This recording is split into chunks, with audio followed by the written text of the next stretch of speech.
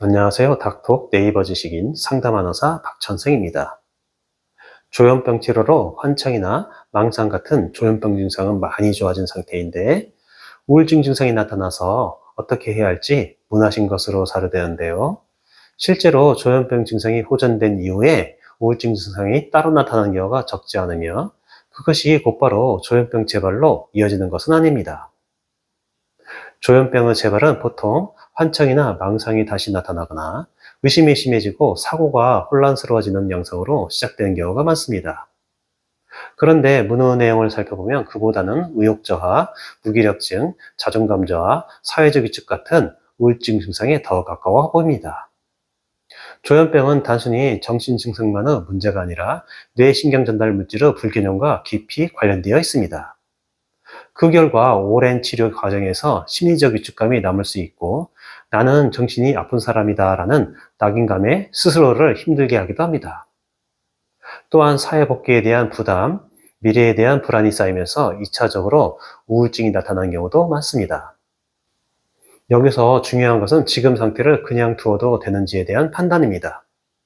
사는 게 재미없다, 나는 쓸모없는 사람 같다는 표현이 반복된다면 단순한 기분 저하로 보기는 어렵습니다. 식사량의 감소, 불규칙한 수면, 하루 대부분을 방에서 보낸 모습이 지속된다면 치료적 개입이 필요한 우울증 증상일 가능성이 높습니다. 그렇다고 해서 억지로 정신과 병원에 데려가는 것이 정답은 아닙니다. 오히려 강압적인 방식은 관계만 악화시킬 수 있습니다. 왜 또 그러니가 아니라 엄마가 보기엔 요즘 많이 힘들어 보여서 걱정이 된다는 식으로 공감의 언어로 다가가야 합니다. 문제를 지적하기보다 함께 해결하자는 메시지를 전달하는 것이 우선입니다. 또한 치료 방법이 반드시 정신과 진료만 있는 것은 아닙니다. 심리상담센터, 한의원 치료 등 비교적 부담이 적은 방법부터 시작해 볼 수도 있습니다. 정신과 병원에 대한 거부감이 강한 경우에는 이런 중간 단계의 접근이 오히려 도움이 될 수 있습니다. 한의학적으로 이런 상태는 정서적 긴장이 오래 지속되어 기운이 막히고 기력이 떨어진 상태로 봅니다. 치료는 자율신경을 안정시키고 수면을 회복시키고 몸의 활력을 다시 올려주는 방향으로 접근합니다. 특히 수면이 회복되면 정서적 안정이 빨라지는 경우가 많습니다. 하지만 반드시 기억해야 할 부분이 있습니다. 죽고 싶다는 직접적인 표현이 나오거나 자해 암시가 있거나 극심한 식사 거부가 나타난다면 그때는 즉각적인 전문 평가가 필요합니다. 이 부분은 절대 미루시면 안 됩니다. 즉 현재 모습은 조현병의 재발이라고 단정하기보다는 2차적인 우울증 증상의 가능성이 더 커 보입니다.